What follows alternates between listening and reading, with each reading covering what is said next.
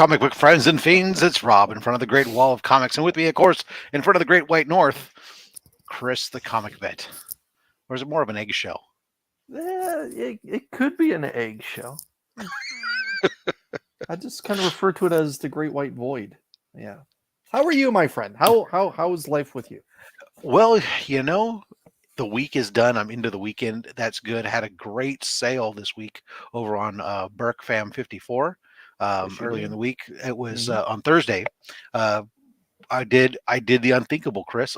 I sold books, and I sold all slabs because I have to make room. The blind for slabs. It looked like it was a big success. I saw some Jim Lee stuff go too. It was pretty good. Yeah, some Jim Lee signed Justice League books and some other stuff. Some the No Heroin Peach Momoko set went. Yeah. A lot of good stuff went. Had a lot of fun hanging out. It was my first time doing one. I'll probably may do one again in not too distant future, just because the books keep on coming and you got to have room for them. And speaking of having a room and having a fair number of books, we have our guest this week from his comic room, Mr. Matt Woods. How you doing today, sir? I'm doing just excellent, Rob. Thanks for having me on. And Chris, without a doubt, I'm going to call that an eggshell background. Okay, it's a little off-white. It's a super pleasing color, but definitely egg white or eggshell. It represents the fact that how pale it kind of takes away from how pale I really am. So it's well, I'm in the same boat. So I was going to say that's the truth. Why there's nothing behind. Thank you very much, Remy. Cover up how pale I am. Remy on the ball, right on the ball, right away, throwing up the subscription to Matt Woods. Thank you very much. While we're at it, we'll say hello to a few people. I'm going to take a picture of my wallway one day and send it to Chris so he can use as a virtual background, and he can also be from the Great Wall.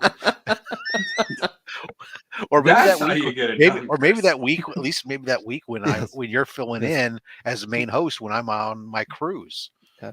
This is actually a Jackson Pollock 9.9 behind me. Whoa. Just can't see. Anachronic Comics, of course. He's here first to support his man, Matt Woods. How you doing there, Joe? Happy to have you there. Cat Fan Comics Man, Chop and Drop.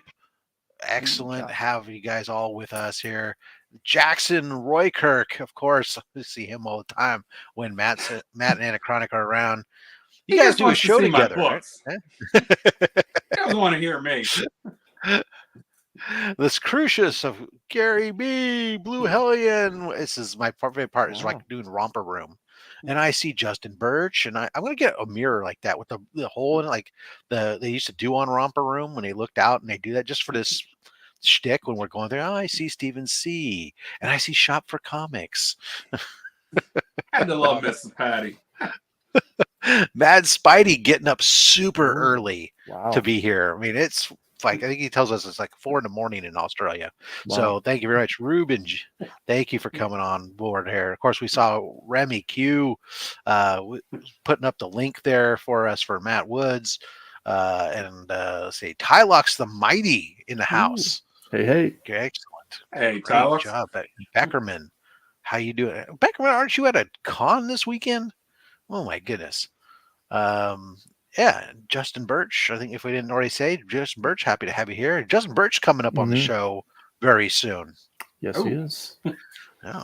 All right. There's a lot of awesome people in the community right in here today. Absolutely. Oh, it's next weekend and Kenneth Bird's here. Welcome, Mr. Kenneth. Mr. Bird. Beckerman says the Connie's going to next weekend. Okay, I got confused. Fair enough. So we have another show chocked full of goodness because Matt already is going, oh, I had like 60 slabs set out. And of course we try to keep it limited to about 25 to 30. So so he's going to be on the fly parsing what he's showing today, and we'll work to get Matt on a future date for another episode. Unfortunately, depending on who you are, that probably won't be for a little bit because we are actually booked out into essentially to August at this point. So in case you're watching this thing, hey, I could do that. You can reach out to me through Instagram. Just understand I'm booking in the future pretty far out. We're flexible at that point, but that's how it is. All right. without much ado, let's get into this. You know what we do here? We show some slabs. We tell some stories, and more importantly, we specify now. We show comic book slabs. It's now it's called the Tyler Glass rule, and but it exists. It's real. How you doing there, Taylor Winder? So let's get Matt up into the thing. Well, we apologize. Matt has not the super greatest of internet, but we are establishing thus far that it comes and goes. It should be good enough that we should be able to see his books, and we know not to just flash a book up and gone, so give a chance to resolve. But his audio is great, so that means we get the stories no matter what. About halfway through, we will pause and we'll do our usual giveaway, folks. We'll be doing pulls from the box. I've added more books to the box. Yes, Chris, the comic vet, sent me some books that have been added in here, as well as some other books I had set aside. It is really full. So we'll be giving away a pull, of course, in the middle, and again, another pull at the end of the show. So make sure you're watching for all that. All right, that's just the way that Matt, it's not his internet, it's just the way that Matt moves, the poor guy. Thanks, Jackson. All right. Let's get into some books there. Welcome to the show, first of all and foremost. And I know that I've seen you on a couple times with Anachronic Comics. You guys, you're on a show with him quite frequently. Is it Friday nights or? I'm trying to remember my once a month on a Friday night. The comic book crowd. We have Joe from Anachronic Comics, Alan from Climate Comics, Steve and his wife from Master Blaster Comics, Wayne from Squirrel Madness Comics, and then myself. We're on that show, and it's a lot of fun. You know, we just discuss different issues that are up in the comic book community. It's been highly enjoyable. I've watched it several times on the rewind because Friday nights is my one night to stay off of YouTube, typically, or one of two I try to stay off. But so yeah, excellent. I'm actually anxious to see. So I've seen a little sampling here and there from various stuff, plus your appearance on the 10-1-1 with Gary. So I'm anxious to see what you got. So why don't you go ahead and start hitting us with your first book there, sir? Well, we were talking about stories, okay? Now, for me, the comic book collecting, I love the books. I mean, we all get a thrill whenever we get a book that we've been hunting for a while. But honestly, my favorite thing about comic book collecting is the people you meet, the friendships you make, you know, and the people you just run into. Well, I'm actually I'm going to start not showing my own comic books, okay? I got a little stack here, and these are my wife and sons that I'm going to show off here. But terrific. My wife, she doesn't really understand comic book collecting, okay? But whenever we got married, she wanted to know, like, why do you read comic books? And she was very open and understanding about it, or curious about it. And so I started buying her a series, Strangers in Paradise. And I've never read this. I'll be honest with you. It's like a drama or a soap opera, if you will. But she loved this series. Like, she said she couldn't put it down. She couldn't wait to read the next episode. She understood what comic books weren't just books for kids. There's a medium to tell a story. And a lot of the stories are adult level themes, adult level stories. Agreed.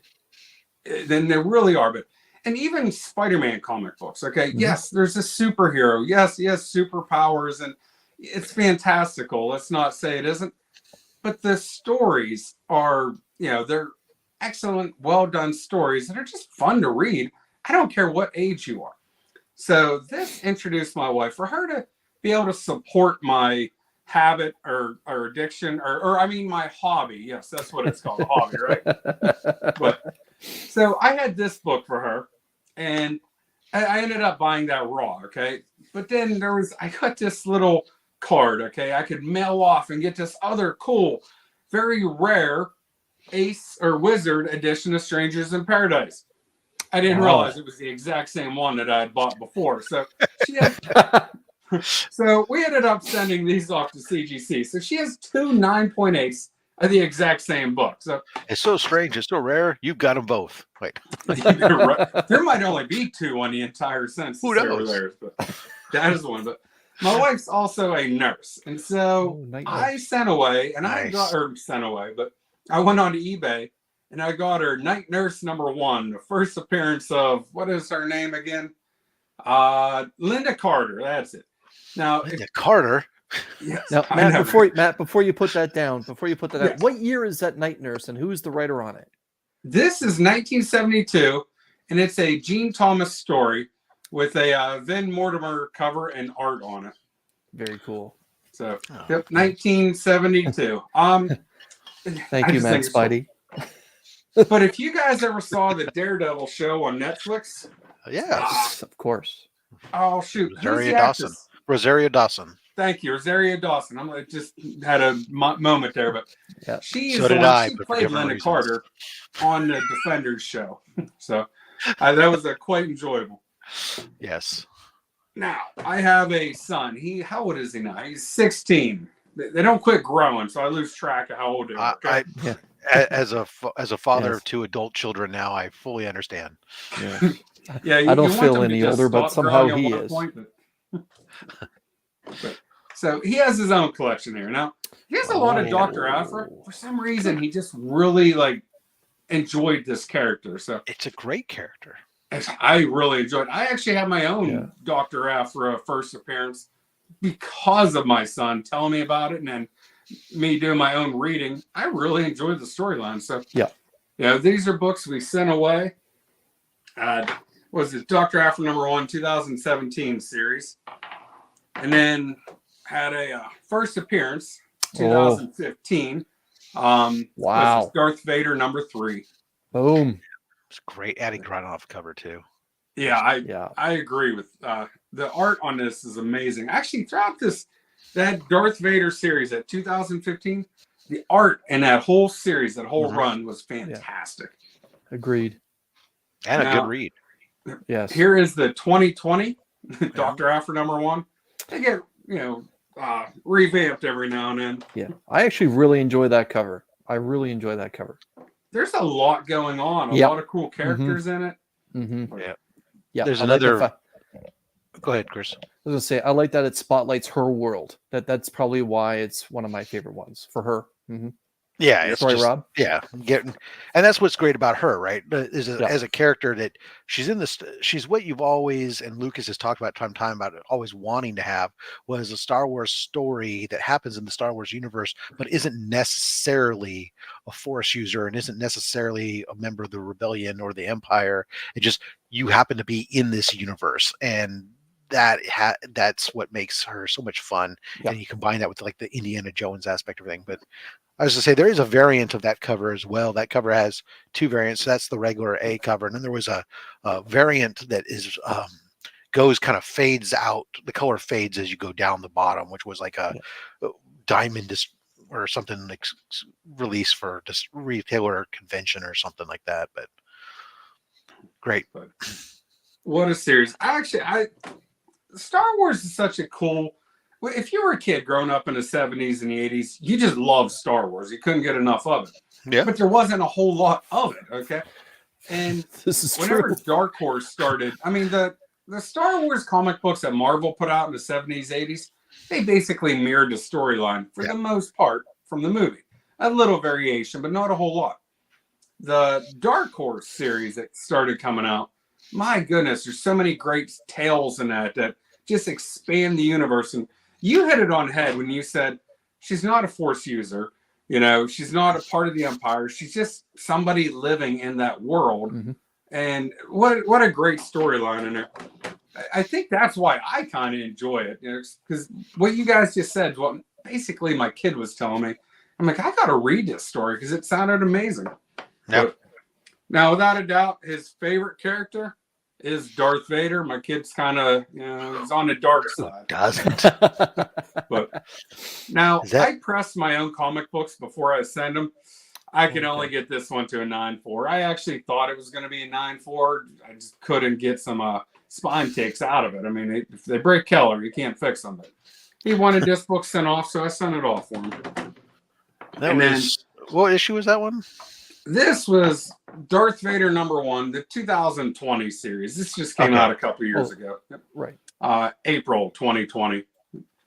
Is this the Rob? Is that the same volume that we're in right now for Vader? Yes, it is the current Okay. volume. That's just that was the book was they introduced a new droid, the interrogator droid that was, or not investigator droid that was it's helping Vader on his quest to understand what happened to Padme and all this other stuff.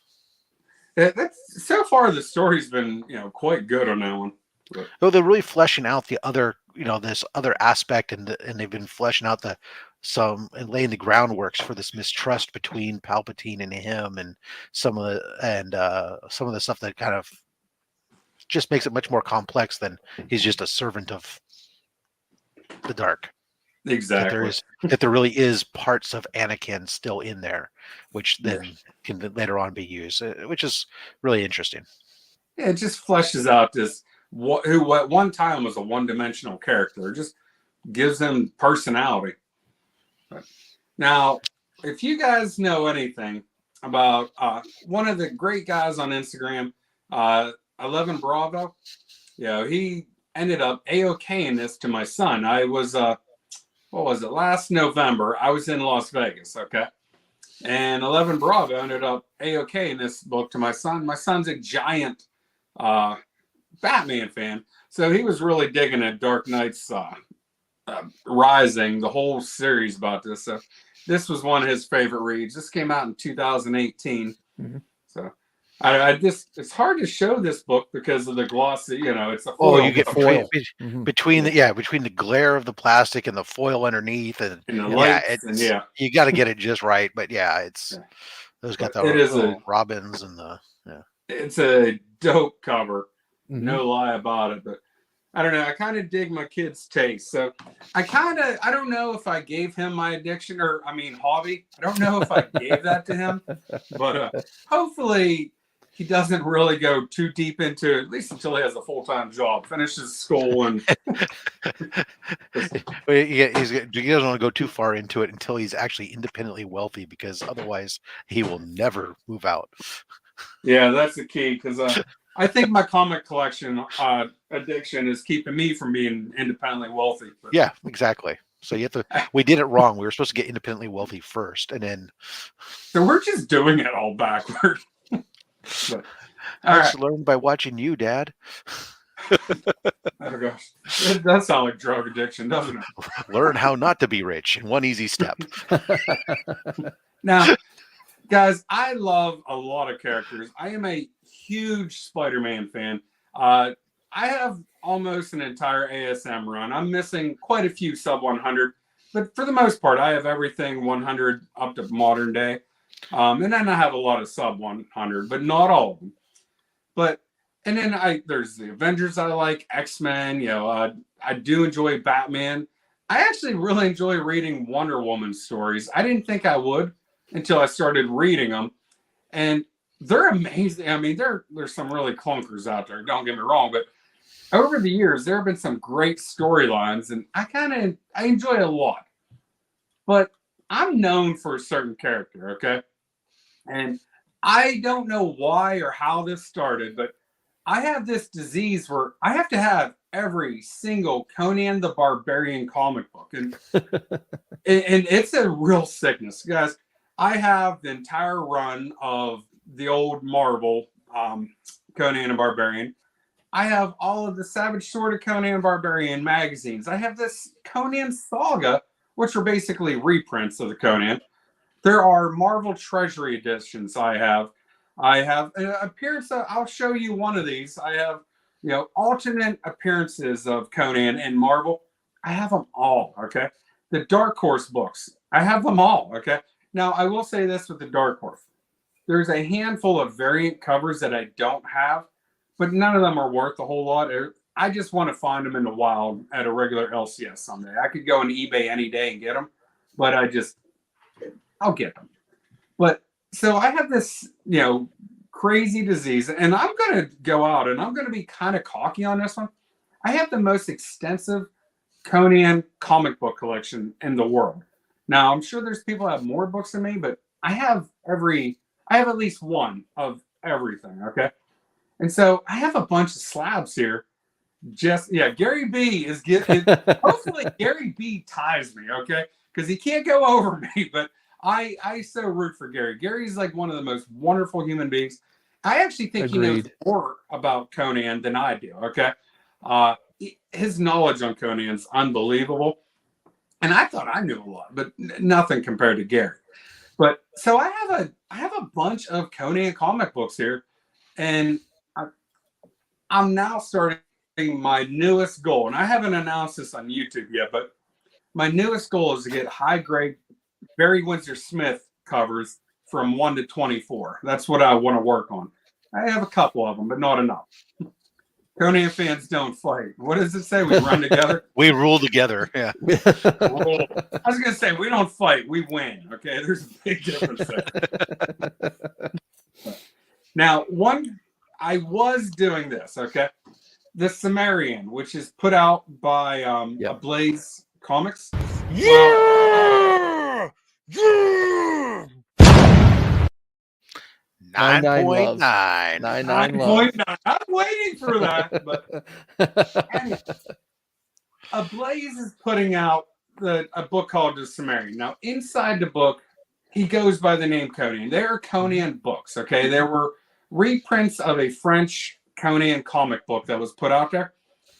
I was collecting every single variant copy of Blaze, but they just put out 20 different copies or covers per issue. And I just like, I can't keep doing this. So I don't have all the Ablaze, but I still have all the marbles. All right. And is that a peach or? Yeah, that looks like peach. This is a peach Momoko. Now, what book? Frost Giant's Daughter, #1, came out in 2020. And this is the Peach Momoko Virgin variant of it. I think it was a 1 in 10 variant. But I don't know. I don't have a 9.9, but this is, well, I do. This is the only 9.9 that I have in my collection. I have a video on my channel where I discuss this book, and I compare it with some 9.8s in my collection, okay? We all think a 9.8 is perfect, but it's not at all. You get really close to it, and you start looking at the corners, and you start looking at the spine. 9.8s are not perfect at all. There was a really good interview with a CGC head grader who's now since been promoted, that he was discussing that a 9.8 will essentially have some basic manufacturing and handling errors with the book, and in order to be a 9.9 or a 10, it has to have these plus attributes, which means that it doesn't have handling error issues or mechanical issues from the manufacturing process. So yeah, it's very common to have bindery issues or machine grab issues or anything else that if it's prevalent for the book, and they'll judge it from book to book, that if it's consistent throughout, such as Amazing Spider-Man 361 with the machine grab at the bottom, that those it's common to the run, that will be a 9.8 regardless of its presence there. However, the absence of it has the ability then to get you plus attribute, get a higher grade. And Matt Canada, is that the gentleman you're talking about? I believe so. I don't remember his name off the top of my head. Nelson. Matt Nelson, yeah. His name is Matt, yeah. But no, I watched that interview, and it's true. This is a CBCS book, not CGC, but honestly, I feel like their quality is, parallel to each other. But I think they're grading how they grade, and this, I'm sorry to interrupt you again, but this is important, I think, for the audience. I've talked about this a lot sometimes, is each grading company, although they use the same scale, their interpretation and delineation of what makes up that scale varies from one company to the other. The assumption, most of them don't go very deep into what makes up these types of things. Our assumption as a community is that that CBCS and CGC are very similar, given that Steve, who founded CBCS, came from CGC and most likely took the similar grading system and criteria over with him when he set up CBCS. Whereas I know that PGX uses a different scale, or the same scale but different delineation. Yeah. I've had a PGX book in my collection. Yeah, the standard wasn't the same. They claim to use the Overstreet Sky, but again, it's how you interpret it. So Yeah, I agree. But this book here, I've never seen a comic book. Now, I've seen some with cardstock covers, stuff like that, but I've never seen a book so perfect as this one right here. So I was quite pleased to get this book, in the collection. I bought that one online. I saw it on eBay, and I couldn't not buy it, jump at it. The price was amazing. It was a sub $100 book for $9.99. Wow. Yeah, so I had to jump on that one pretty quick. But I talked about awesome friend to the channel and to the community, X11 Bravo. Well, a bunch of veterans, they ended up getting this book for me, which I don't know how he knew or how they knew, but this was the very first comic book that I had ever owned. Okay, this came out in 1984. And so somehow they were able to get that. And this is an EGS slab, okay? right. Yeah. These are my only two non-CGC slabs in the collection. But this, I think they display so well. I was quite impressed with this, actually. So. Yeah, they got a new slab that's apparently coming out here this summer, their own slab as opposed to this kit slab that they're using right now, which I'll be sending off a book or two to test them to see once they get the new slab, because the slab was really the biggest complaint I had about them when I did my initial testing and evaluation of them as a company. So yeah, so I think I might ship this off to get it with the new slab also. Although I don't know, I kind of dig it just the way it is.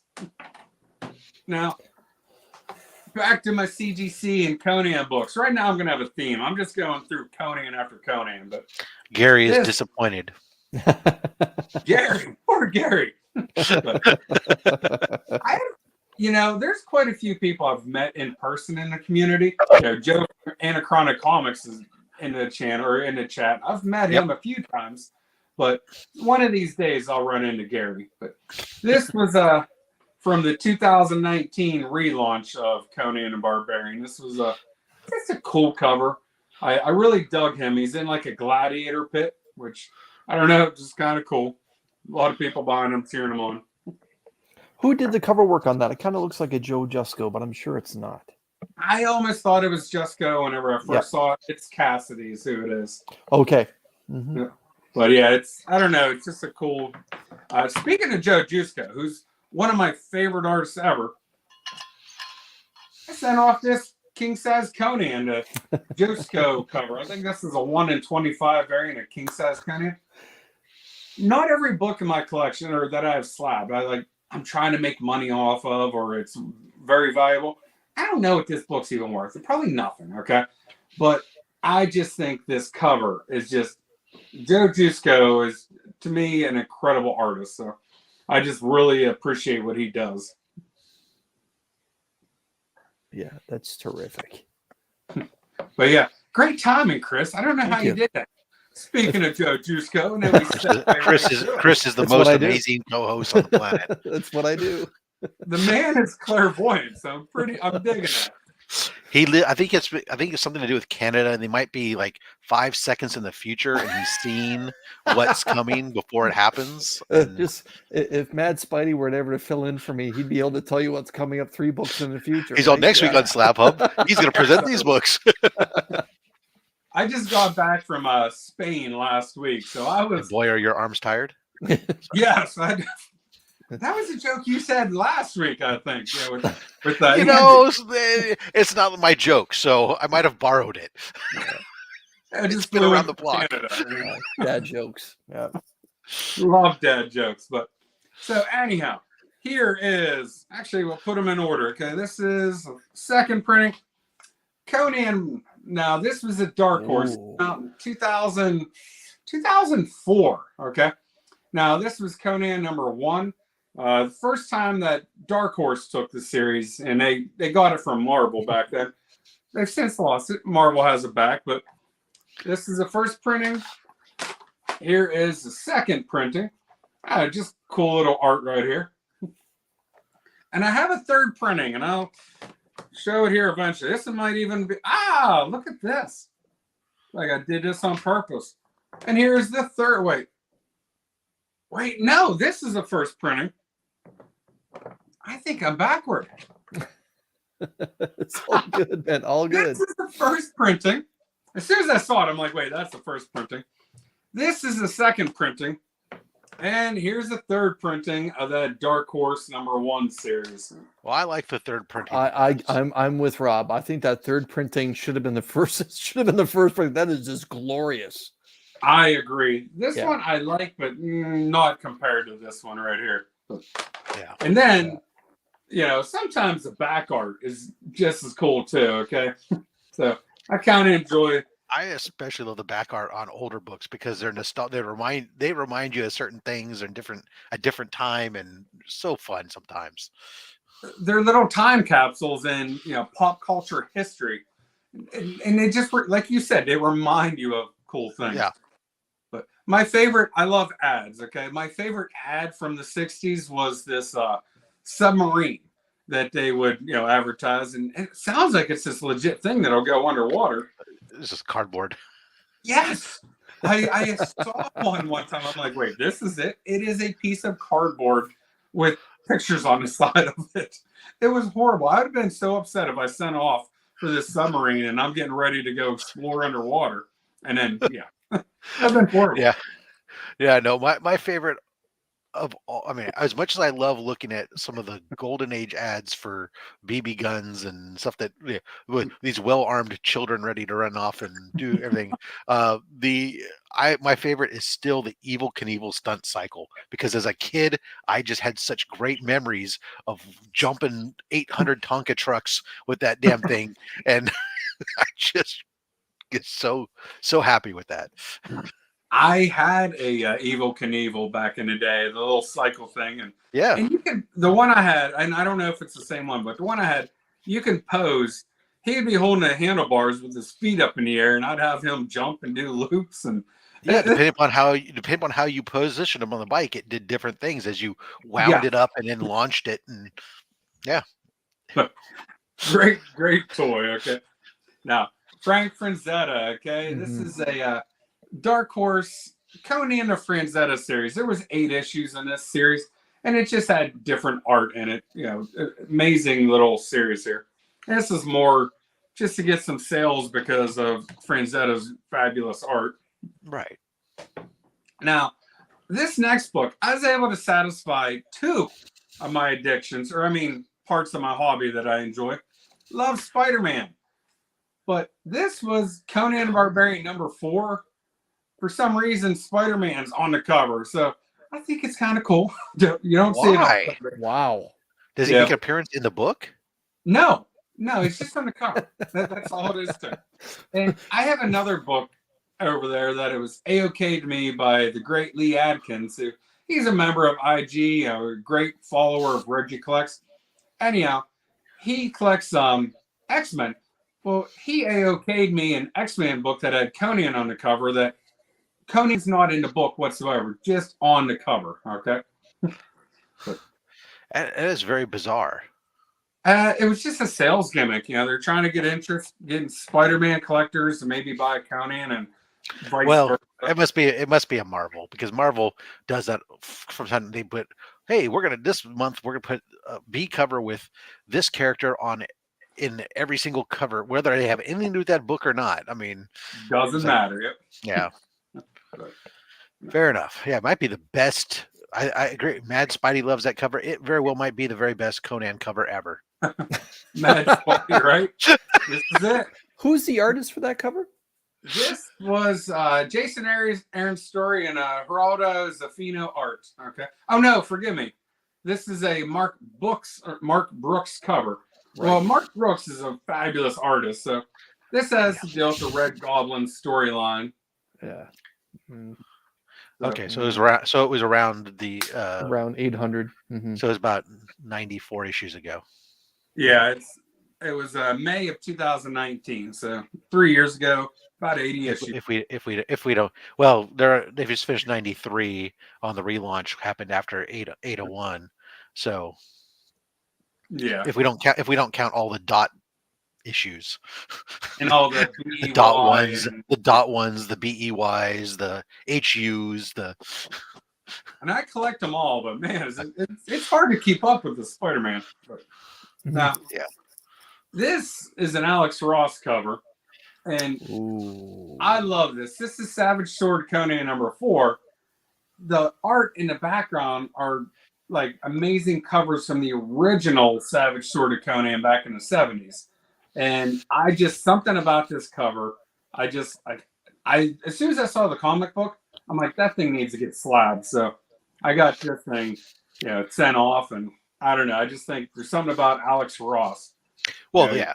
And that's why I was thinking, like, that is a great cover in its own right, but I really would have loved to also seen a Virgin variant with an all white background, just Conan standing there, so you can really take in 100% pure Alex Ross. I mean, yeah. And I've had this, debate with Joe from Anachronic Comics about what's more important, story versus art. I'm a story guy. Like, it can be relatively bad art, and I can still enjoy the story. I can still enjoy the comic.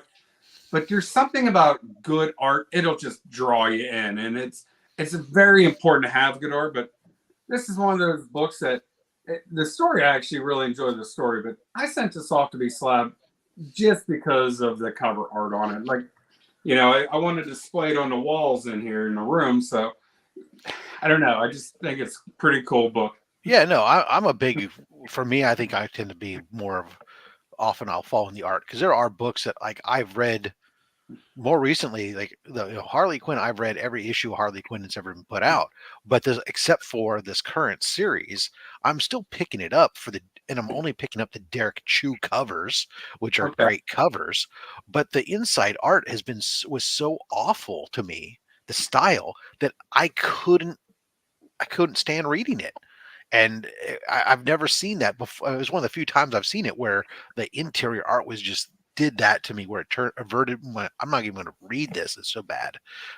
But, when it comes to slabbing, a lot of times it is about the cover. Exactly. Now, Curse of Spawn. I'm a big Spawn fan too, and that's another. This is true, Joe. The cover artists get all the glory. Well, it's just like the race car driver, right? He drives around in the race car and he gets all the glory, but there's a whole lot of other people there that made that car go around that track. Absolutely. But as long as he's here, hold on. I'm sorry. What else? We have to give the love to the letterers as long as we get Justin Birch here, the true unsung heroes of the comic book, without which you would have no story, and they only get called out when it's bad. This is the best compliment a letterer gets is not to have their name called out, and that is sad. So no love for a letterer, but a lot of hate. that's all they ever get.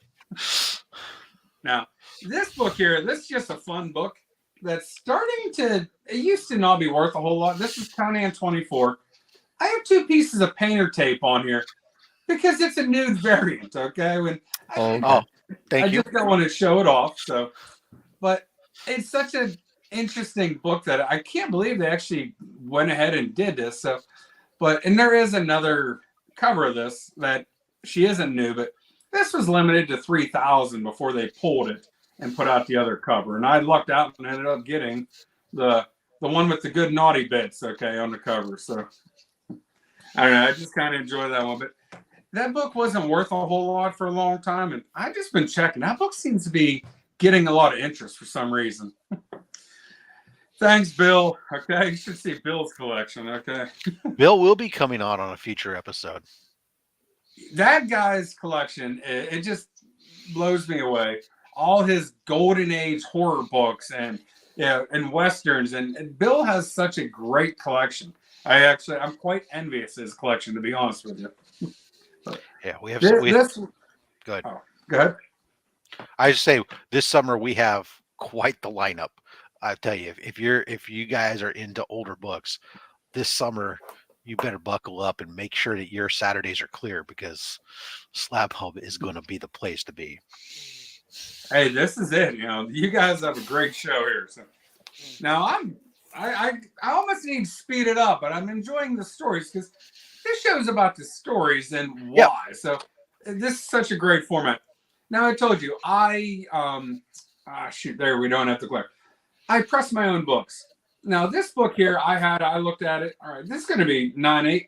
I pulled it out of the bag and board that I bought it off eBay in, and somebody had bent the corner whenever they put it in. Oh yeah, I can see that color break. Yeah. Yeah. There was nothing I could do to there it is. There was nothing I could do to fix that. So I just had to suffer. But I like this cover. It's a 1 in 200 variant of this book. This Conan #1 that Marvel, when they got it back from the rights back from Dark Horse, yeah, they put it out. I'm like, I'm still gonna send it away. Now, speaking of great art, now this is the same Conan. They had like 28, 29 different covers for Conan and Barbarian 1 back in 2019. Now, this is the Perillo variant, okay? Yeah. Joe loved this, but this book, I don't know. You see it online, and even in a camera here, it looks okay. But in person, there's just something about this. It is almost a 3D image of this cover. The art on it is so fantastic. Yeah, no, Perillo is great. Some of the stuff he puts out, it just blows your mind. Yeah. So, Been fortunate enough, although the man signs his books in weird angles.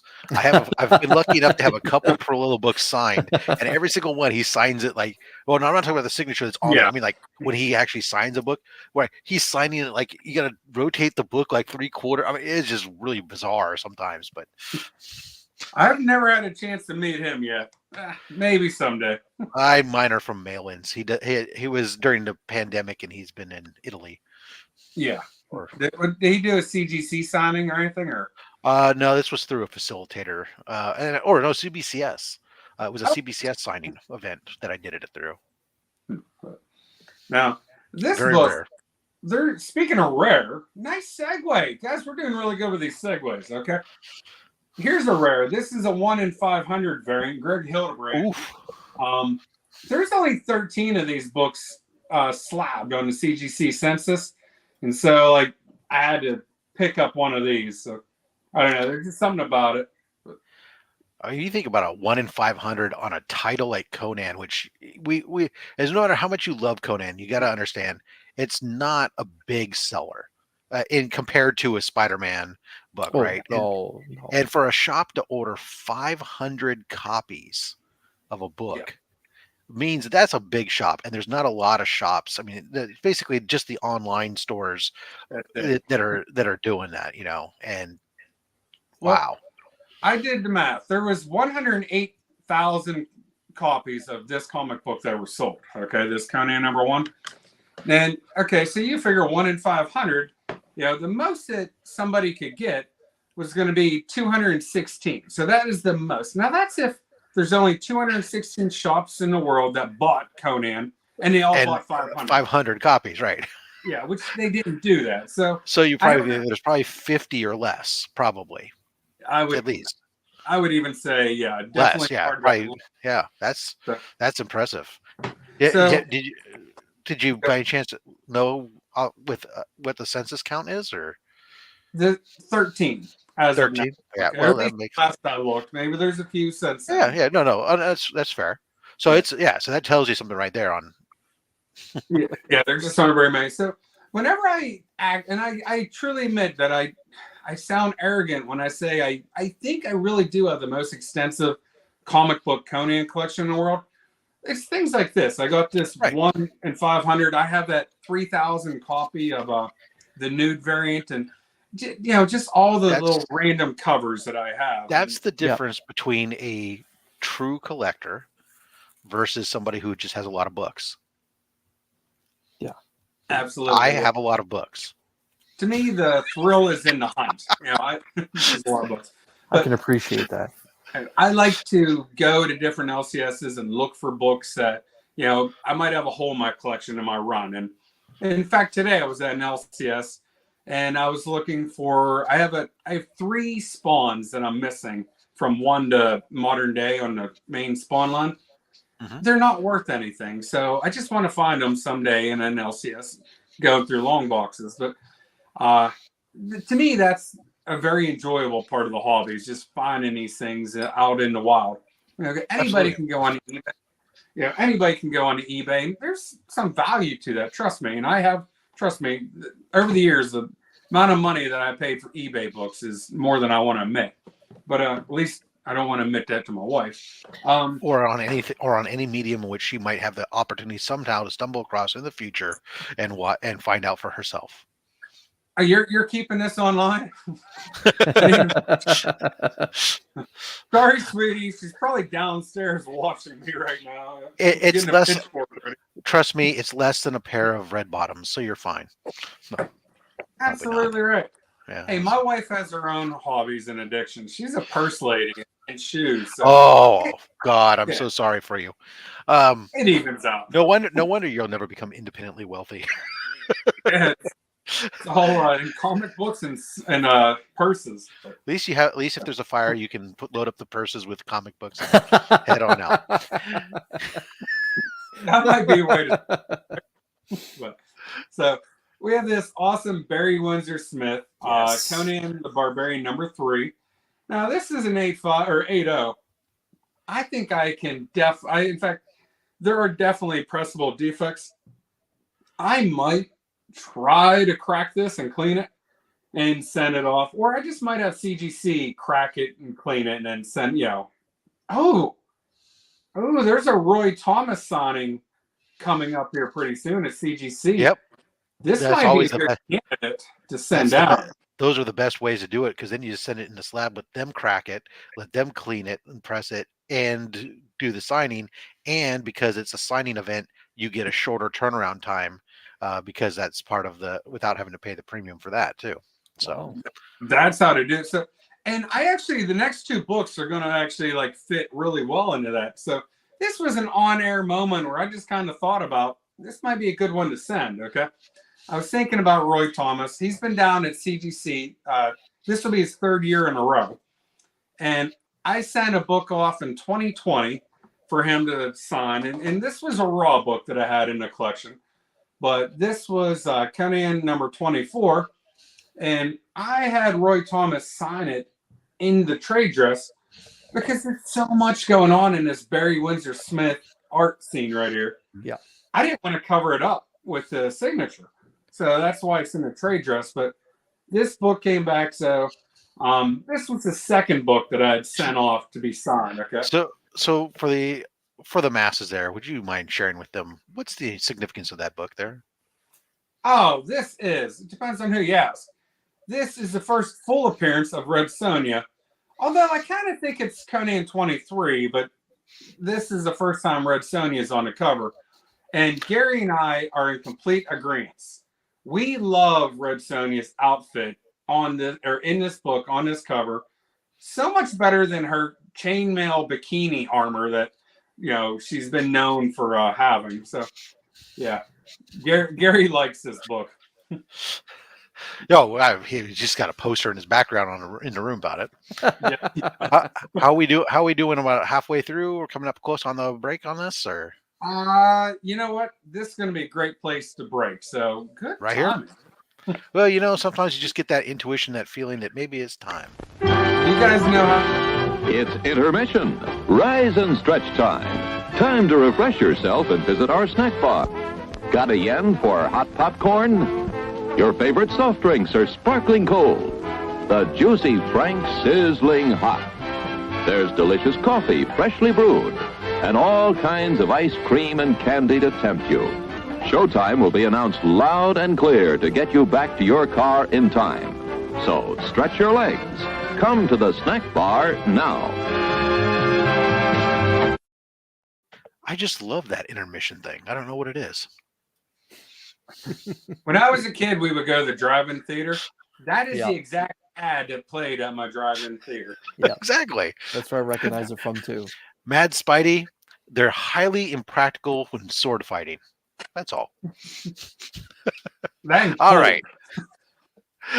Yeah, when it's cold outside, absolutely. Hey, everybody, make sure you go ahead and hit that hashtag, Hey YouTube, and throw that up in there. And we are going to go ahead and do a drawing here in a moment for our first 6-book pull from the box of pulls. In the interim, while we're giving people a chance to enter that drawing, Matt, You got anything coming up this week on the old YouTube channel that people might want to know about? I do actually. I've been off of YouTube for a few weeks because I had a workcation off to the country of Spain, and so I just didn't get a whole lot of YouTube content put out. But I went to a LCS in Spain, and I have a little tour coming up. Ooh. And then actually, I got a really dope statue whenever I was in Spain, and I'm gonna have a little video talking about that statue. So I have 2 videos coming up this week. Very cool. You get to see what a comic book store in Spain looks like, how it differs from us. Awesome. Chris, I know you always are in motion with so many things going on. What do you got coming up on the old Comic Vet channel and your many appearances on other channels? I actually just released a Walmart video opening 3 blind packs, a pair of Marvel and a DC. That was a lot of fun. So I encourage everyone, when they have a moment after this, maybe check that out. Tomorrow I'll be dropping 2 cool guys swap picks with Mark from Legion of Comics. As some of you know, it's where Mark and I talk about what hot picks we're going to be looking forward to this upcoming New Comic Book Day. Sunday night, I'll be joining Mark on his channel for a spoiler look back at the week in pulp culture. Monday, I will have a mystery box opening from Taylor Winder. Yes, the glass is half empty, kind of Taylor Winder. I will be opening that mystery box. And let me tell you, it is fire. This man delivered. Wednesday, I'll be having a community hangout. Show us what you got, where everyone jumps on the panel and takes a little tour through what they picked up at their local LCS for New Comic Book Day. At some point next week, ladies and gentlemen, I will be showing the giveaways that I will be doing for my 700 subscriber push. I'm now at 660, I believe, so I'm 400 away, or 40 away from 700, and I'll be showing off some of those prizes and how to enter. Thank you, Rob. Phenomenal. Yeah, absolutely. Hey, Tom, thanks for coming by. Yeah, I had the BAM box. Yeah, well, BAM Comics. It's a good thing that subscription box is over. It made my decision easier. All right, we got 18 entries out of 21 viewers, so I'm going to assume that's pretty much everybody. As always, shipping to the United States and Canada included. Outside of that, we'll discuss. We'll work out something fair. All right, let's go ahead and hit. Yeah, make sure you correct that. Hey, YouTube, good job, Beth. I don't. And let's give this a draw. Everybody together. Wheel of Fish. I guess it has a special meaning this weekend. Good for you, Rob. Yeah, sure. Oh, back. See, that's my mistake for saying that I shipped to Canada. I'm just kidding. Back in the winter seat. James, congratulations there, sir. Let's go ahead and fire this up here and pull ourselves the box. Oh, my goodness. Be on Gary B's channel for The Usual Suspects, the hot seat this Thursday. Thank you, Gary. My goodness. All right. Matt, as our guest, you get to help. You're going to be picking for James because we can't have Canada pick for Canada. It's the law. I don't know why it's the law, but it just is. I just made it I've up. read that law. That's in the books. So, yeah. Exactly. Okay. So you can pick a number from the front, a number from the back, or we can give it some back to front action. I'm going to say back to front action. I'm going to say 5 books from the back. 5 from the back. 1, 2, 3, 4, and 5.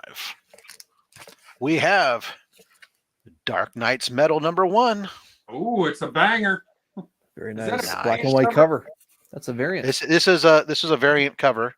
I think this was a limited. I'm pretty sure this was a limited run cover. I don't remember what the production run on it was, but all right, we got 5 more books.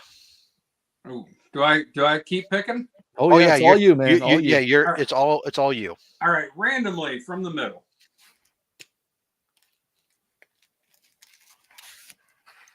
Oh, how about some Nakayama Hellions? Oh man, that's a nice one. James doesn't want that. He just said send it to me. All right, the next book I'm going to pick for James is going to be the one over your left shoulder on the wall. Yeah, that does work.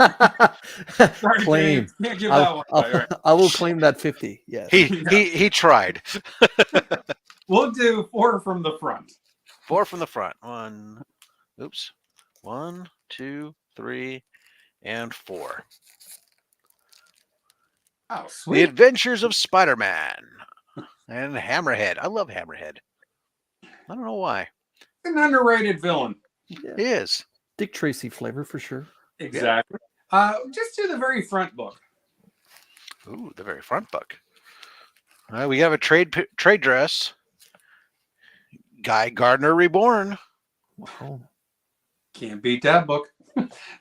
The next one, we'll That's a do the cool very last one. The very last book.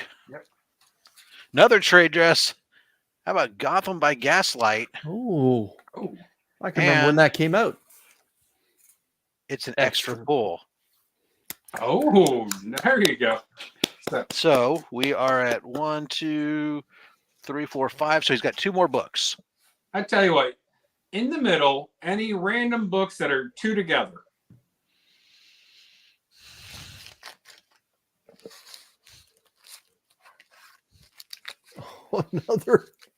Another special poll. No, well, this is the first one here. It just has writing on the back to tell me what it is because it's a Oh. Virgin variant. Mighty Morphin Power Rangers Teenage Oh. Mutant Ninja Turtles issue number 2 Virgin Fire. variant. Fire. That is fire. And Awesome. last, a book that's near and dear to me. Although this is the newer ones, but still, I love this series. Mystery in Space.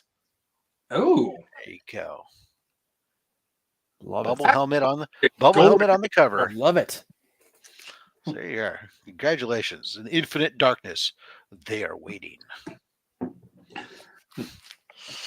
All right. Congratulations, James. Let me move these off to the side. Let me put this up here. Oops, I just accidentally grabbed my COVID vaccination card and threw it across the room. I need that.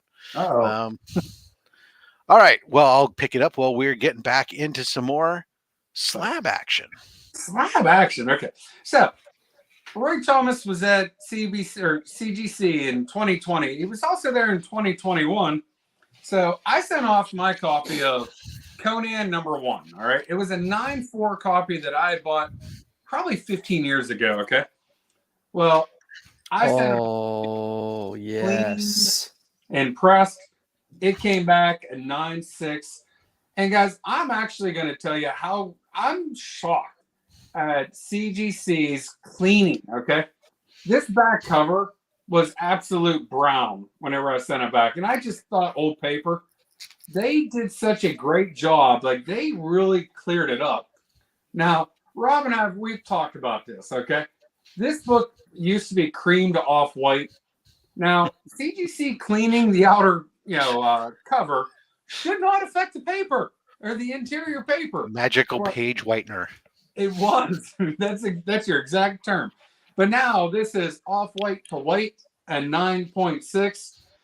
Again, I had Roy Thomas sign in the trade dress because this Barry Windsor Smith art is just, it's so detailed. It's so busy. I don't want to cover it up with the signature. So, this is probably the, capstone to my collection right here. Love this book. So I've lucked out quite a bit with this dope cover, and this one coming back, both signed by Roy Thomas. Now, I do have another book that I had Roy Thomas sign right in front of me.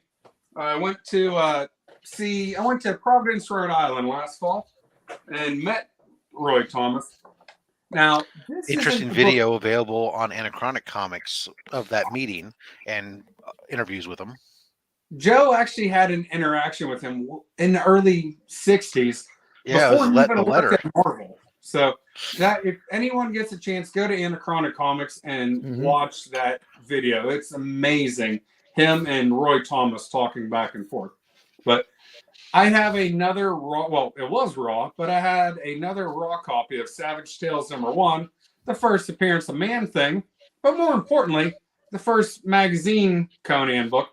But anyhow, Roy Thomas signed this book, and it's off to CGC. I won't see that book till 2024, somewhere in that time. As The magazine turnaround- size? Oh, yeah, that's, yeah. Yeah, the turnaround time on magazines is, unbelievable right now, and it's the pressing time for magazines is even longer. Okay, so it's going to be years before I see that book. But yeah, and it's too bad because now CBCS just launched theirs. We're interested. People are waiting to see what. Not only they have guaranteed turnaround times much faster, but interesting to see what if their slab is consistent with their comic book slab. We haven't seen that yet because obviously the magazine slab at CGC is not the same quality as their comic book slab. I mean, it works. It protects the book.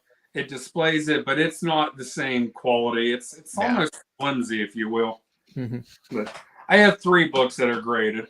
Here's a Savage Sword #1, Vrejo cover. But this That's is great. awesome cover here. Just another great big, Back to book. back, taking on the Horde.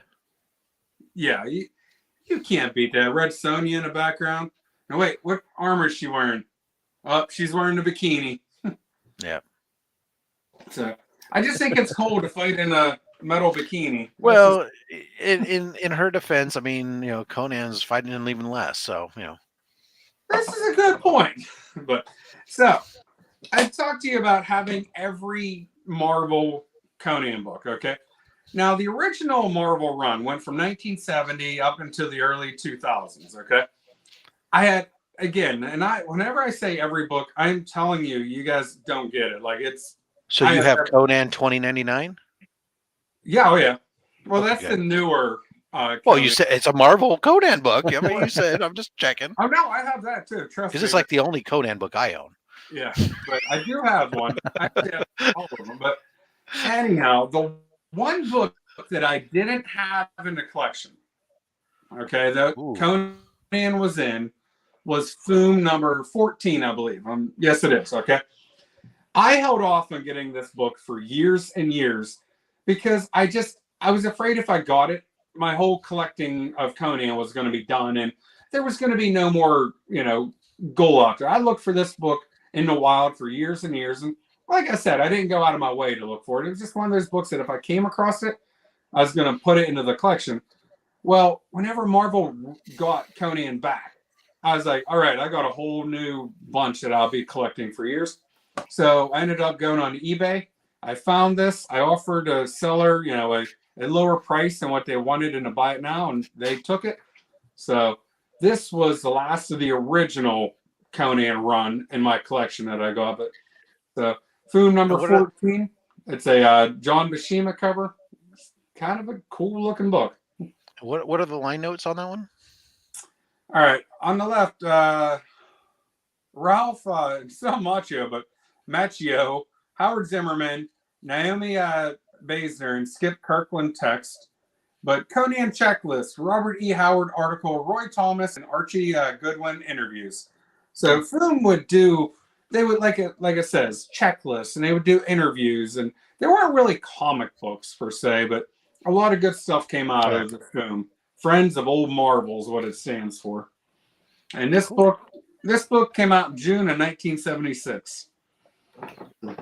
So that is my Conan slabs. Okay, love Conan, but now let's start talking about some of the more modern and different, MCU characters. Not MCU, but Marvel Universe characters. But one book. Now I saw Andy's multiple copies of Ultimate Fallout Yes. last week. That blew my mind. That guy knew what he was doing, long before. But so got first appearance of Miles Morales, and in a rare 9.8. Well, I say rare, but in reality, there's actually thousands, a thousand of them. Yeah, but I mean, it's not as common compared to. No, it's a low percentage 9.8 book. So I was able to get that. Thank goodness before that book really blew up. Like I had just lucky timing, okay, because I bought that right before the video game came out. Oh, right before. Yeah, that was really good then. Yeah, when that video game came out, it just exploded. And then it got up to about $1,000, $1,200 for a while. And then it kind of cooled off. It's nowhere near that now. I don't know why. It just It's well, the 9.6 is an $1,100 version now, so it's like Mhm. that. And I was able to get I got my 9.6 just slightly after the Sony game came out, so it was still early in the ramp up. So far, far below what it goes for today. But Yeah. Now, this book, okay, I'm gonna have two stories about this one time, or this. The first time I ever submitted a book to CGC. Now, this was it was 2004. I remember where I lived. I lived in this one house, my wife and I, for a year. So that's how I remember the time, or, the year it was. But anyhow, I sent this book and another book off. But at the time, you had to go through an LCS. You couldn't just mail the books off by yourself and package it. I took this book, and then I had an Ultimate Spider-Man #1, okay, with the white variant. It was a rare one. And at that time, 2004, Ultimate Spider-Man was the hottest title in comic books, okay? It was, pretty legit book. Well, I took it to this LCS owner, and he just grabbed it. And I'm like, hey, can you send this off to CGC? And he was running some type of tournament at the time. I don't know what exact game it was. It wasn't Dungeons and Dragons, but a game similar to that. He took my books and kind of like flung them down on top of his counter. The one book almost scooted off of the counter and fell on the floor. And I'm like, my mind's like, what are you doing? And he walked away and he was going back. I'm like, are you gonna package these or anything? He goes, oh yeah, I'll get to that. So he ends up sending these books down to CGC, and I think he just sent them in a manila envelope, because the one book came back completely destroyed. I mean, the cover was just torn, into pieces. This book was able to be graded, okay? But it did have some damage, because this book was in pristine condition, okay? And it came back in 9.4. Well, I just recently, maybe a year ago, about a year ago, I sent this book off to CGC to be cracked, pressed, and regraded. I ended up looking out with this, pretty rare Spawn #1 black and white variant. And there's less than 100 of these on the census in a 9.8. So I was quite stoked to get this book back. Congratulations on that one. And congratulations to Remy, guys, in the chat. Remy opened up is that Spider-Man booth stuff, and he just won one of those signed by Todd McFarlane. The GP, the green Todd McFarlane signed. Yeah. Whoa, Remy. So he won a GP from that Spider-Man booth. So congratulations, Remy. And congratulations to you, Matt, on that regrade and hitting that 9.8. Now, if Todd McFarlane ever shows up to CGC for an in-house signing, I may dream one. Well, he did do it at the beginning of COVID. Correct. Oh yeah. I ended up dropping this a few months ago, and the book's still in good shape. It's just the plastic, the outer shell that got cracked. But I'm gonna have to send that back to be slab reholder. So you might as well combine it. Yeah. Yeah, if Todd McFarlane shows up. I don't remember him doing one, Chris. I remember he did with King Spawn. He did a thing where he wasn't at CGC and they were selling this special thing, and CGC made an exception to their normal witness rules in order to give them witnessed grades for the King Spawn, but not, I don't remember him doing an in-house signing. Yeah, he did an in-house signing at the beginning of COVID. Okay. I believe it lasted 4 days. They had to rent out a hotel room for it to actually work. And Instagram videos and everything. Okay, I missed that one. Cool. Yeah, but he did the very first in-house CGC signing, so he's the guy who kicked it all off. It's all his fault then. But it's all his fault. No, Master Blaster for Master Blaster Comics, he's the one that gave me the idea of like, hey, send it down whenever McFarlane's there for a signing, and that might be a good idea. And what got me into YouTube. What got me, and I've been a collector for a long time, okay? But for me, collecting was always a private thing. I don't know a whole lot of collectors where I live. It was just basically my own personal hobby where I would, get books. I would bag and board them. I'd organize them. But I didn't really interact with a whole lot of people because there just aren't very many people around me. I started watching Reggie Collect's YouTube show. He does these live streams, and the people that follow him, they're called the Gibbon Gang, okay? And as a joke, this is the first appearance of the Gibbon. As a joke, to be in the Gibbon gang, you have to have ASM 110. Well, this is my copy, okay? Now, I don't think it's a legit thing you have to be in there, but it's just kind of a fun joke that I like to be on the inside of. So that's why I really do dig this book right here. That man's an early Spider-Man. Can't beat that. Yeah. Bronze Age Spidey's best place to be picking up right now. That's the next group that's going to be heating up. Yeah, the Silver Age we're starting to see it. Oh yeah. Oh yeah, Silver's just getting painful right now. But those, post 100. That's the word. Painful. Yeah, whereas those bronze, I mean, a lot of great covers. Yes. Stuff in there. Speaking of great, look at this Blade. Now, here's the truth. I had a 3.5 last. I had two of these books in the collection, and I had a 3.5. I didn't like how that cover presented. Okay, and there was some ink missing and stuff. I sold that 3.5, and I kept the 2.5 because it displays better. It looks better. It puts on the wall. At the end of the day, I don't care if it's a 2.5 or a 3.5. It's how it looks, hanging on the wall. So I kept this one in the collection. Yeah. But, how many people watched the Blade movies back in the late 90s and loved them? Like, those were the first great comic book movies, in my opinion. Okay. My wife and I were just talking about it maybe less than a week ago. And she's like, yeah, I always liked the Blade movies. And I was like, they're comic books. And she goes, really? And she goes, I had no clue. She had no clue it was a comic book. And there was a TV show, Blade, on Spike back in the day. I enjoyed that show. That was it wasn't bad. Yeah. But we've talked about this before. Not all grades are created equal. And it's like there's things that knock things down on grades. But so sometimes just because it's a higher grade doesn't mean it's a more desirable comic and doesn't necessarily always sell for more because of the way it presents. So So, and that's kind of why I wanted to keep this. It just looks better. Yeah. Again, the Silver Age, Roy Thomas signature right here. Now, I have a handful of signatures. They're not all Roy Thomas, but it seems to be that most of the books that I have are signed. Most of my signed books are Roy Thomas books. So I thought hard about taking mine down and having it signed, but I just couldn't go with the yellow label on the Submariner book itself. Just I was like, oh, I love yellow labels, but sometimes it's just not without a doubt, but I kind of dig it. It's a yellow. No, it's great to have a Roy Thomas sign Submariner. Now, we were talking about the comic book community. My next few books are different people in the community. Now, I ended up buying this book online from a really good friend, Los, who has his own YouTube channel, Los Comics.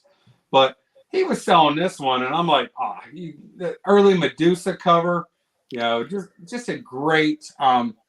It is a John Romita cover. Yeah, just gotta love Spider-Man. So it was just having that connection with Los, a good friend. There were some good ones. Yeah, like that Medusa cover and the man Marco, Mountain Man Marco, whatever, Man Mountain Marco, whatever. How we want to put those words together. That those covers with the white background, standing over Spidey, because everybody stands over Spidey in the first 100 issues, or swings them around, or beats the crap out of them, whatever it is. They're just like really great covers, so simple yet so solid. Yes. That was actually the first ASM book that I worked on for my 1 to 50 and 1 to 100 set that I actually upgraded on. I got such a good deal on a better grade that I couldn't pass it up. So yeah, that Medusa cover, first time I actually owned 2 copies of the same sub 100 ASM for a little bit of time at least. Love that book. But speaking of great covers. Here we go. I love this Neil Adams Batman cover. 227. The grade is fair. I like that. But this was actually done with a trade. Okay. Double A Comics. Okay. A great person in the community. Again, has his own YouTube channel. He's a giant Batman fan. I had an extra copy of ASM 300. It was graded.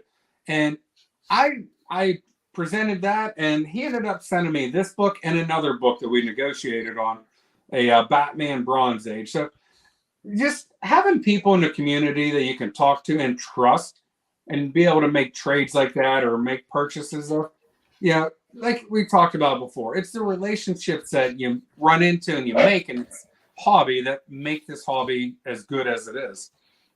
Yeah. Back to Spider-Man, guys. We never complain. Never.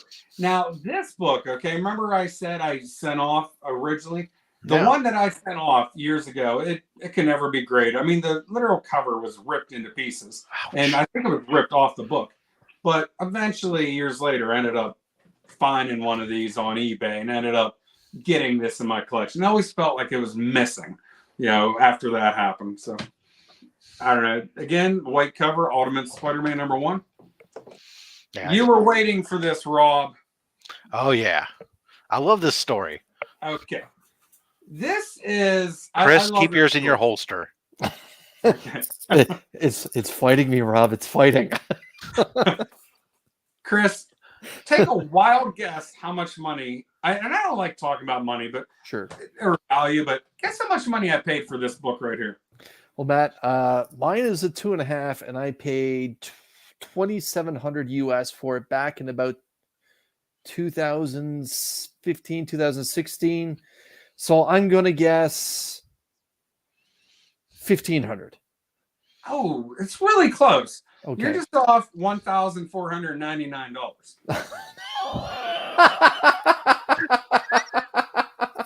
I paid $1. Oh, I bought this. I'd buy that for $1.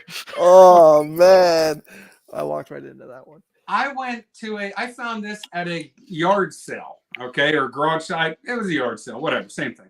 But I used to coach basketball, okay, and I had a summer league game, and I had a friend. She was riding with me, and all my players' parents, they drove them to the game, and I was just going to the game, and it was like an hour drive from where I was living. Anyhow, we were a little bit early, and the friend that was riding with me, she saw a yard sale, and she's like, "Hey, let's stop at the yard sale." I'm like, "Okay, whatever." And she's looking at knickknacks or whatever. And I was looking at these magazines. There was like National Geographic, Popular Mechanics. Now, these were from the 60s. They were old, okay? I'm just leafing through these. And honestly, I'd only been collecting comics 2 years, maybe 3 years at this point. And I'm flipping through, and I'm like, what the? Whoa! This book was in amongst all of those old magazines, literally from the 60s. And Popular Mechanics is a cool magazine, period, okay? So I was like really digging these old Popular Mechanics. I was probably going to buy a couple of them. And actually, I think I did end up buying a couple. But I'm looking at this book, and I'm like, it's in bad shape. Please don't get me wrong. But I'm looking at it, and I'm open up the interior cover, and I'm like, this is it. This is ASM #1. I said, I'm literally holding this. Now, there was a sticker put right on, like the little, I think it was an orange sticker, and they wrote number, $1 sign on it. That was sticking on this, okay? But the story is, and I can't remember if it was this older gentleman's father or his uncle, but a relative had passed away. And in the attic, they had some magazines and stuff. And I guess the back cover is pretty solid on this. The interior pages are immaculate. But I guess it got some moisture being in the attic, and it kind of stuck to whatever magazine was next to it. 10 times. I might sell it to Bill there for 10 times what I paid. But so whenever they were pulling the magazines apart, some of the ink transferred from the magazine and the comic to each other. But I don't care.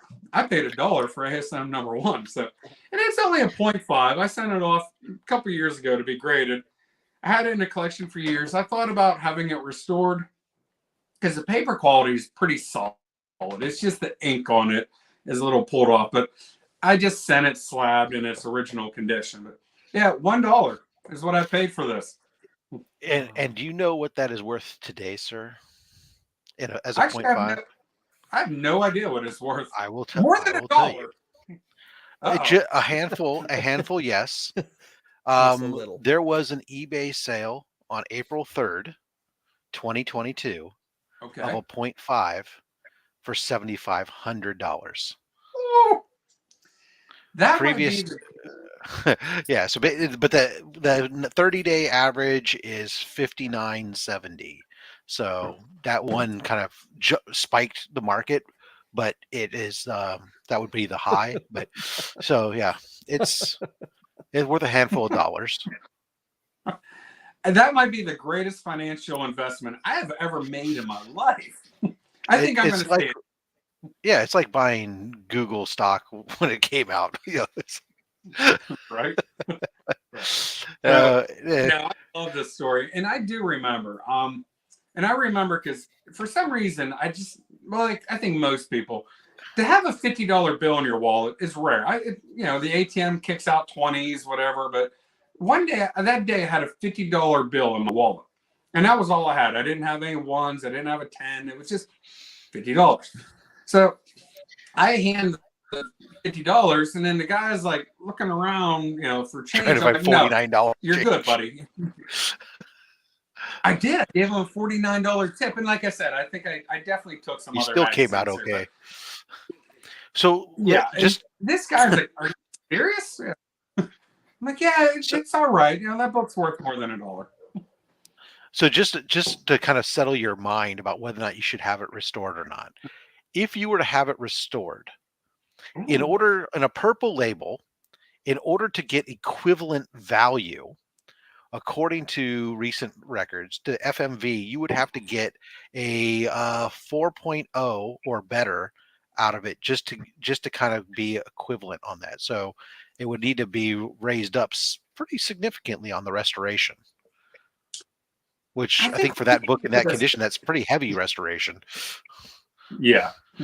I think we'll keep it right as it is. Yeah, I think so too. I think that's yeah, it is. It's a great story. It's still an ASM one, regardless of whatever it is. The front cover's still there, even if it's not pristine. And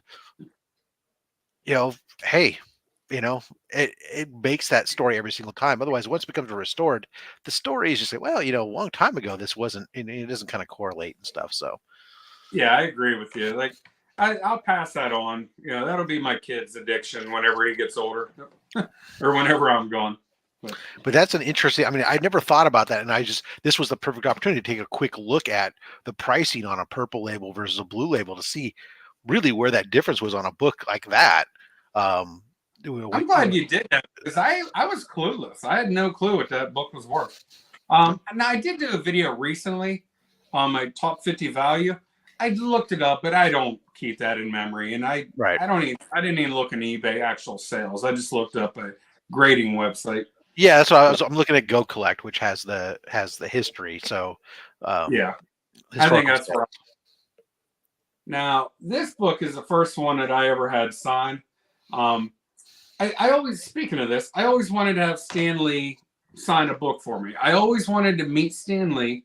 Mm-hmm. So I never bought a Stan Lee signature on eBay or anything. I always wanted to meet him. All right, Chris, now you can.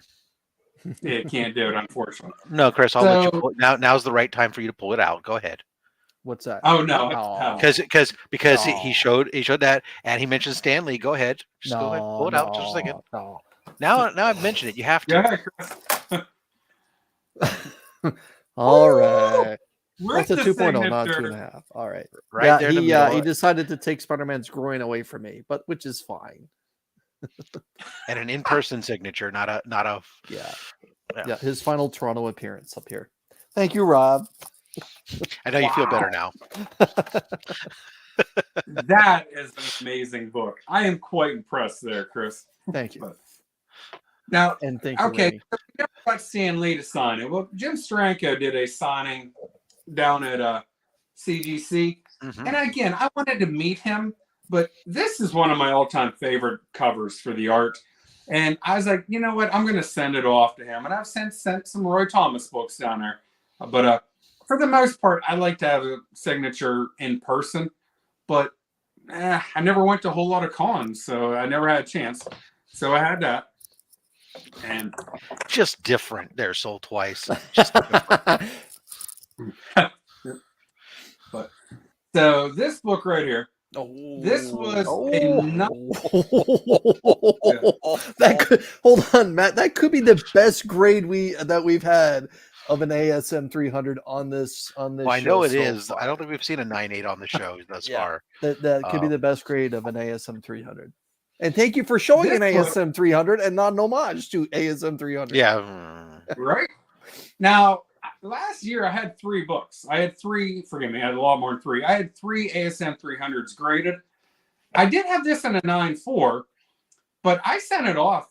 Every time I looked at it, it was wavy. But the corners were pristine. There was no spine ticks in it. It was just, you could see the cover, wavy. So I sent it off to have it cracked, repressed. It came back in 9.8. I was quite ecstatic. This was the same shipment that Spawn #1 was in. So that was a great unboxing that I did that day. And to this day, I'm just still shocked that this came back. I normally don't do this. I normally don't do this. Sorry to interrupt you, Matt. But Rob, can you give us an FMV on what that is? The current sales are just over $5,000. Incredible. Multiples at just over 5,000. Incredible. Good for you, Matt. That is awesome. Last year, that book was going for a lot more than 5,000. I thought it was ridiculous what it was selling for, but it's cooled off quite a bit. Yeah, no, you're right. A year ago, it was an $8,500 book. It was about May this time, actually May of 2021. It was like 8,400 and such. But yeah, it's cooled off a little bit. But given that there are, it is one of the most. I think it is one of the most graded books on the census. As I recall, it's usually battles #1 and #2. But it has a hard time getting a 9.8. There's only 2,500.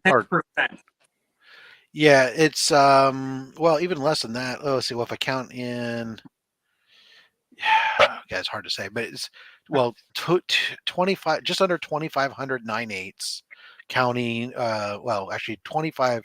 Well, just over 2,500 if we count the yellow labels, and there, we'll exclude the restored. And there's 5,100 51,000 copies that are graded overall. So yeah, just about 10%. Yeah, that's an amazing number to me. But not that's just CGC. Get in that grade. Yes, CBCS, and I don't know how many 9.8s they have, but now. Got a few more books here. Got 3 more books to show off. But wow. So John Buscema, who's known for drawing Conan and Barbarian, he's one of my favorite artists for Conan, but for other reasons. And this is one of them. I just think this is such a cool cover. I picked this up, a couple years ago. I was in actually the shirt I'm wearing, Covert Comics and Collectibles, that's where I was. That's where I found this book. He just unboxed it, coming back from CGC. So this might get sent back to CGC to get cleaned because the back cover is kind of dirty a little bit, and I can see some pressable defects. But that might be years in the future. So this was a complete cover buy. Love that cover. Now, I told you about having the ASM. A couple, so I sold one, or I traded one to get some Batman books, and then I sold the other one with a 9.6 Ultimate Fallout 4. I sold those 2 books and turned them into this book right here. This Daredevil #1 from 1963, or forgive me, 64. But first appearance of Daredevil. I love the yellow suit Daredevil. But, and then. I don't know. I kind of there was a lot of books back in the day where Spider-Man would pop up on the cover and then just make a little appearance. That was a gimmick to get people that like Spider-Man to buy these other books. And, well, there you have Daredevil. And so I started off this show talking about my wife and how she got into comic books. Now, for my birthday a few years ago, my wife, we were sitting eating breakfast one day, and she asked me, "Hey Matt, of all the books that are out there, if you could pick one book, what book would you want?" And I'm like, "I don't know, sweetie. Like, of any book." And I'm like, "Does price matter?" And she goes, "No." And then I was like, "Probably a Hulk 181." Now, we were talking before, Raw, about a month ago on Gary's channel. I since asked her. She did tell me. She asked me one time before, but I just didn't remember her asking me. So whenever I said Hulk 181, she says, "Good, because that book's coming in the mail for your birthday." I'm like, "What the heck?" So this book was a gift to me by my wife, for a birthday. And I just was like blown away because I told you, my wife doesn't get comic books. She doesn't understand it. She will appreciate it and respect me for it. But this was like the first time that she actually was like helping me forward my collection. So I appreciated getting this book. So, how many Louis Vuitton handbags did that book cost you? Well, I had to hold my tongue quite a bit whenever she's buying different, purse. So trust me, I've paid for this, but I still appreciate it. So, but that's what this collection is all about for me, or this hobby. Okay, it's about your friends, your family. It's about talking to you guys. Chris, a great vet from Canada. Okay, our neighbors in the north. Rob. Just great people Just some in this fat hobby. guy. And you're a veteran in your own right, buddy. So I just appreciate good people. So. That's very kind of you. All right. So I'm out of books, except for that pile over here, one over there. Well, no, I think that's another one way that's down. a good spot. We've gone a little slightly longer than usual, which is fine. But that we hit a good number of books, and we have a good palette of ideas of things for a future episode. Oh man, good. Man, Sean wants She to does know. have two sisters. They're both She has an married, available sister.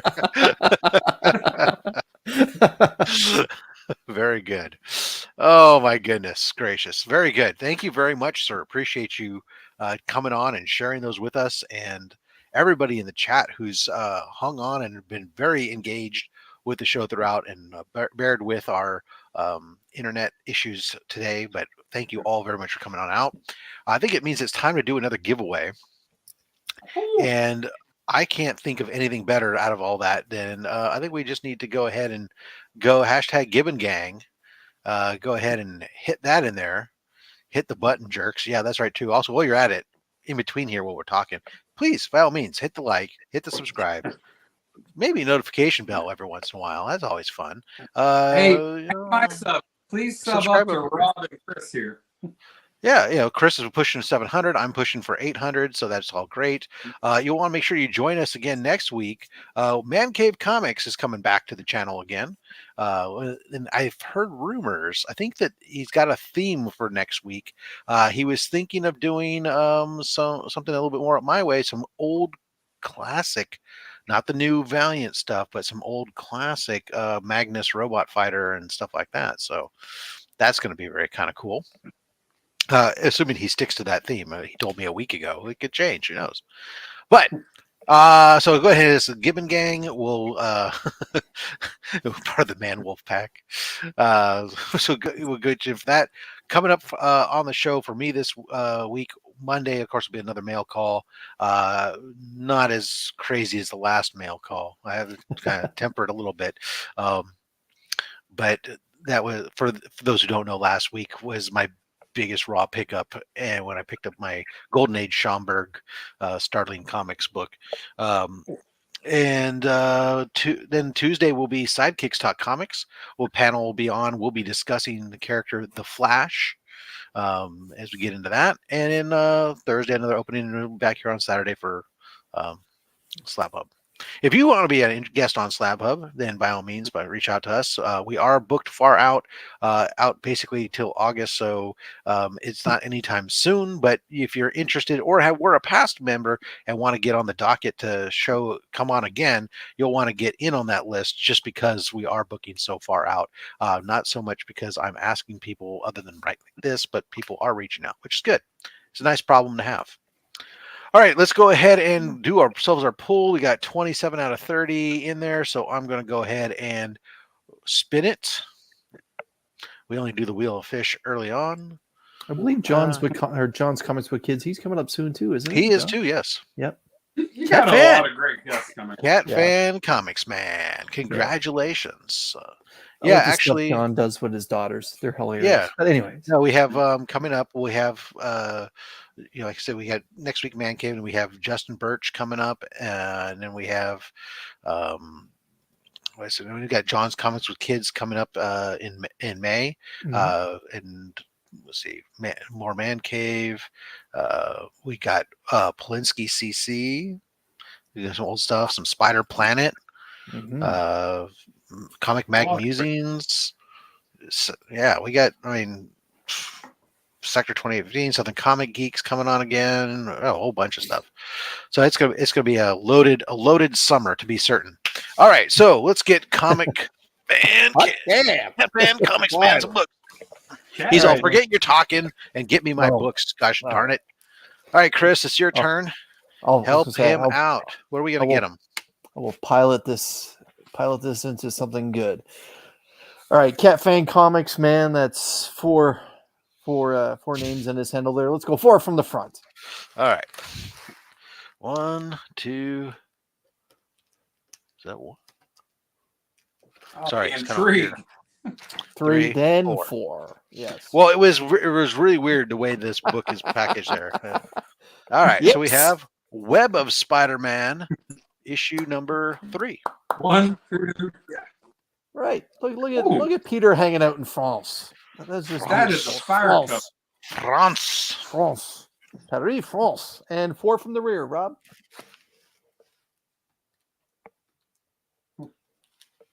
I see Sold Twice is jumping in there saying that. I'm presuming he drew the logo. Oh, the Infinity Gauntlet, issue number 2. Wow. Nice. Wow. I'm surprised that's in there. That's incredible. I don't know if I've ever seen that cover. Yeah, that's incredible. Last week we pulled out that first Storm Shadow, so there's new books in here. All right. Rob, right where your left thumb is, right there. No, you moved it. Never mind. Let's go back to front. Now. Back. The book in front or behind my finger? Let's pull them both. Oh. All right. First book up. Hey, I recognize that book. I recognize that variant cover. Yeah. And Spider-Man. Ooh. Who is it? Spider-Man and Valkyrie. Very nice. But wait, there's more. There's more. Uh-oh. Oh. A Slab Hub bug. Congratulations. Come on, Cat Fan. You gotta be have your very own. You gotta be singing my praises right now. Yeah. All right. So that's 4. So we got 2 more. Let's see.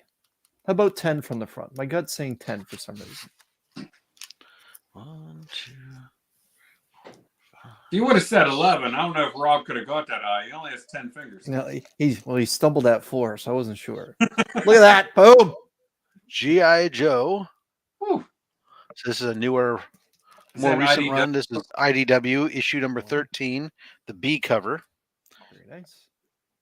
So it says Very Beachhead. nice. Wow. Looks like Beachhead, and I don't recognize the other character. I'm not a huge G.I. Joe person, so I'm surprised I got at least one of them off the top of my head. But Wow.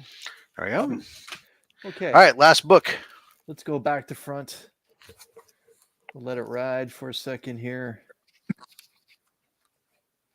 Now, the one in the front. One in the front, he says. That's interesting because the one in the back was like super fat. Where's the one in the back? Don't do that. Oh, Rob. I know Don't what that do is. Don't do that. Now I know what that is. All right. Yes.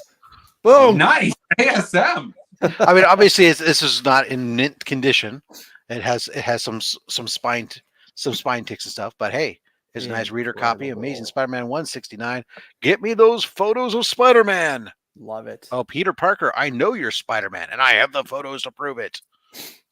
Hey, you can't beat a Bronze Age ASM. I'm not sure I think how somebody- the photos to prove that Spider-Man is Peter Parker is Spider-Man hovering over Peter Parker. But you know, James Jonason has always been a weirdo anyway. So Old Triple J. yeah, there you are. Congratulations there, sir. Cool pulls. I'll just tell you, I'm going to tell you what it was. The other one, I was just kind of curious what it was. I'm going to pull it out so people know. So this is a complete set of Bill and Ted's Most Triumphant Return. Ooh, Multiple books all packaged together. Oh. Some of the fun books that are in there, as well as some of the key books. All right. Awesome sauce. Guys, again, Matt, thank you very much for coming on out and taking time away from your family on a Saturday, or maybe congratulations on finding a way to get away from your family on a Saturday, whichever the case may be. depends on the day. Chris, as always, much love, sir. Always love having you out. Go ahead. Don't leave me hanging here, brother. Come on. You can do it. Yeah. Nice. Phenomenal. I thought he was pointing at my magnet over here just for a second. See, it's Oh, your magnet is there. right Yeah, you see? there. Yeah. There's the No one comic. gives me a fist bump. Come on, guys. Give me a fist Oh, bump. there you go. Yeah. Well, Boom. Okay, I left like and right on these things are kind of odd there. Of course, both of our guys who won. Speaking of magnet, both of our guys who won their drawings today, James Willie and Cat Fan Comics Man. You will be getting also the Slab Hub Ooh. magnet. That's right. The only way to get that magnet is by being a winner on Slab Hub. The mugs, of course, you can purchase your own. They're available from Linktree from the shop store. You can also get the co-branded Slab Hub T-shirt as well, too. Not that I'm hawking our merchandise, but I'm just what the hell? Why not? Yeah. Anyways, guys, until next time. I appreciate you guys coming on out and enjoying and being a part of this show again. Join us next week with Man Cave Comics. And until next time, collect what you want. Don't listen to any of us, especially me. I'm just a fat man with a fat stack of comics and a fat opinion. Thanks for watching.